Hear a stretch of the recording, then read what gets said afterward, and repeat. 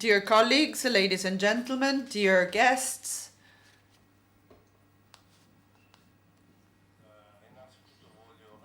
in the first place, I'd like to call your attention on the fact that I am taking some distance from a situation, and I'd like to make some forecasts, and especially as to the hydrocarbon market. Recently, we've been the focus of the management, especially as far as risk management is concerned, and to a minor extent, we tend to react to the situation which is created and which exists on the political side and horizon. In recent years, this Verona Forum has turned into a very important moment whereby we talk about our availability to have some European and economic cooperation between Europe and Asia as a whole. And this is what makes it different from all of the other meetings. One of the main salient traits of this forum is due to the fact that it's confirming once again the multipolarity of this topic and the in-depth discussion as to regional cooperation trends. I'd like to highlight the role played by Italy. Italy is a country that has been giving incredible contribution at European level, and at the same time is one of the most important trading partners, one of the most active ones. In Italy, there is a perfect understanding of cooperation and business, what it's meant to be, its importance. And I'd like to thank our Italian friends for their consistency, for being coherent. I'd like to thank also the mayor of Verona, Flavio Tosi. And let me say that Russia, thanks to its incredible geographic position, its resources, is as if Russia and nature had decided that Russia has to stand as a bridge in between Europe and Asia. Now, to a lesser extent, this transcontinental situation and structure, inclusive of the oil and gas networks, distribution networks, the railway networks, the communication lines and networks. Well, all this was created in the first place in the western central part of Eurasia. Now there is a shift because the process has been oriented towards east and south areas. So there is an inclusion of other regions where there is a growing economy. Russia is by now one of the strongest energy providers to both European and Asian markets. And this role is important, and this has been confirmed by the results of the last decades. In the past 25 years, starting from 1990, the oil supplies from Russia to Europe have grown by 5%, by 5 times, sorry. So we have some 150 million tons being supplied, and oil derivatives, which have reached 55 million tons. Now, today, Russia is supplying some 35% of oil imported from Europe, and the relationship is well by now confirmed. Another important aspect is represented by the growth of Asian markets. Now, if we do consider these processes, I would like to say that Russia is developing its eastern resources, the infrastructures of this energy bridge, which is oriented towards Eurasia. And the supplies from this region, starting from the year 2000, have grown by almost 40 times. And today, the Russian companies are actively working and operating in China, Japan, Indonesia, whilst the investors, Asian investors, are de facto the biggest, largest investors in the oil sector, Russian oil sector. Professor Fallico today talked about Pirelli and mentioned Pirelli, the petrochemical company, one of the largest in Europe. And we well know that the largest and biggest shareholder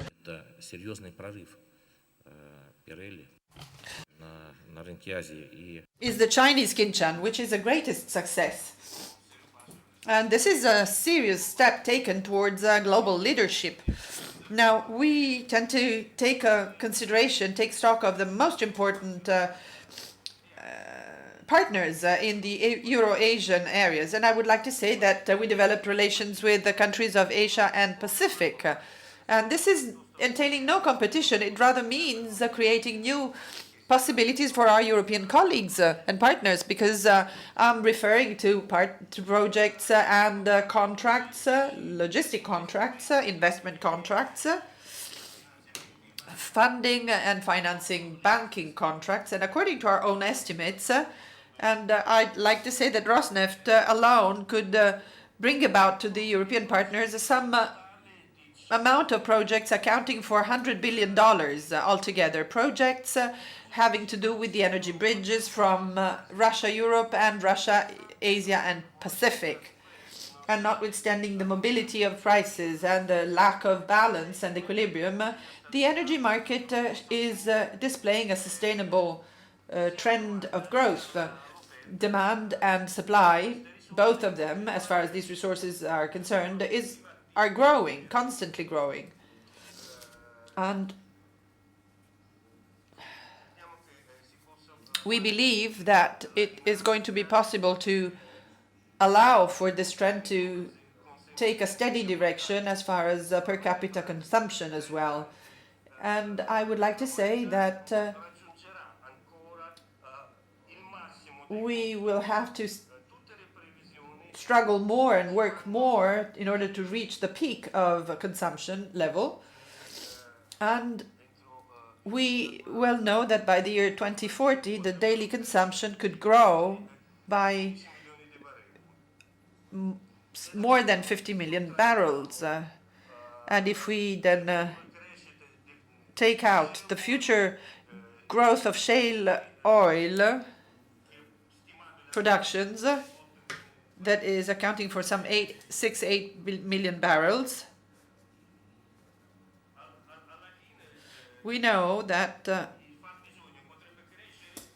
the consumption may grow of at least 40 million barrels on a daily basis.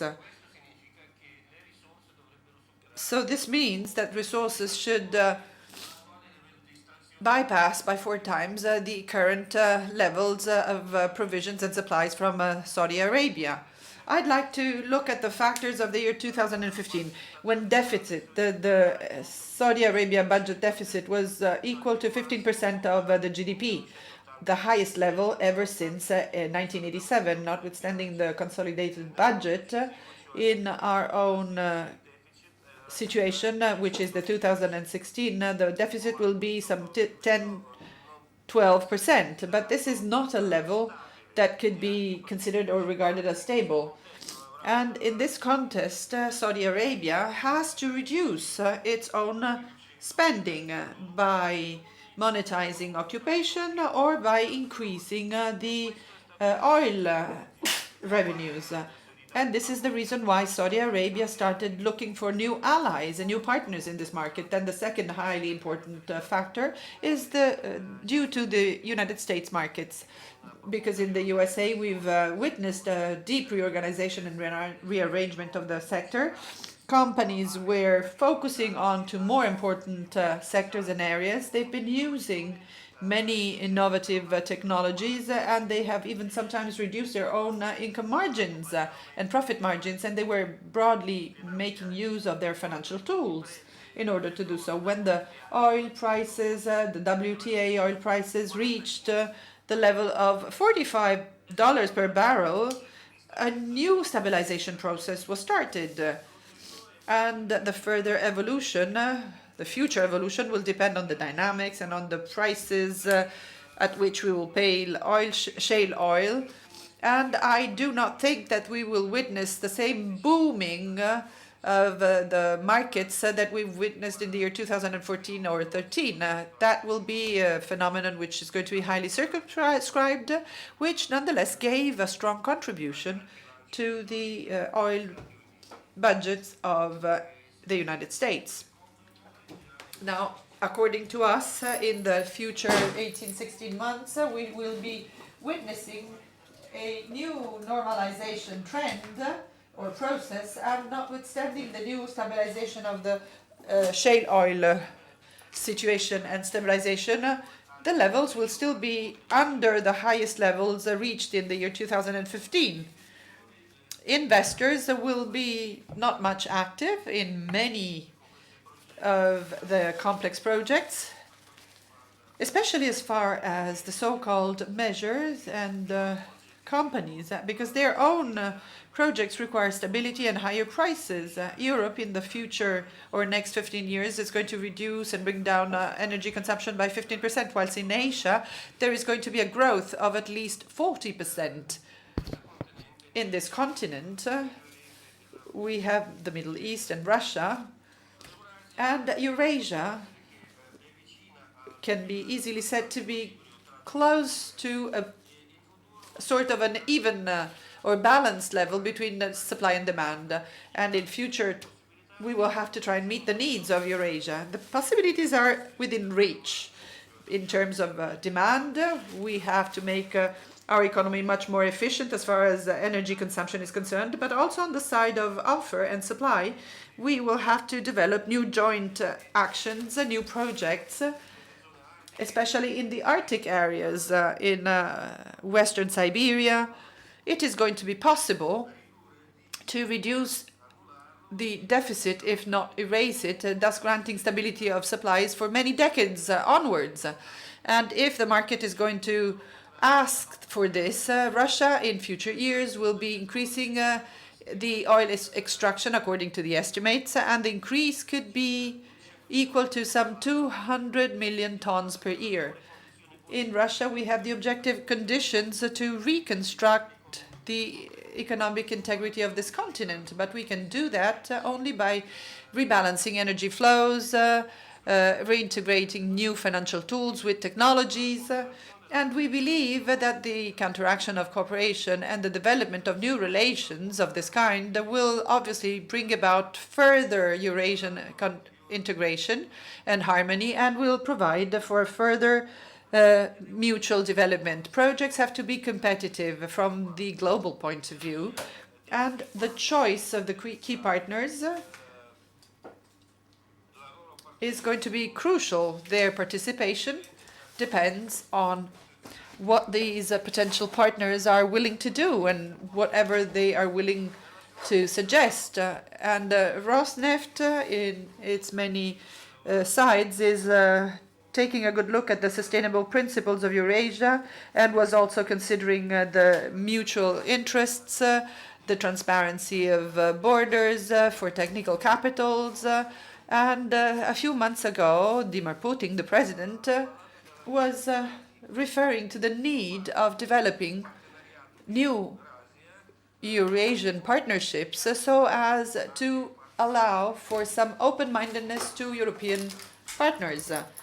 Now, Rosneft is now realizing and implementing this project. We very much appreciate that the position of our partners is based not only on the pragmatic principles but also upon the strategic vision they have of problems and issues. Now, I would like to go back to what Matteo Renzi said, i.e., economy may be successful if the logic of open-mindedness will win, and not of the one of a closed mind. And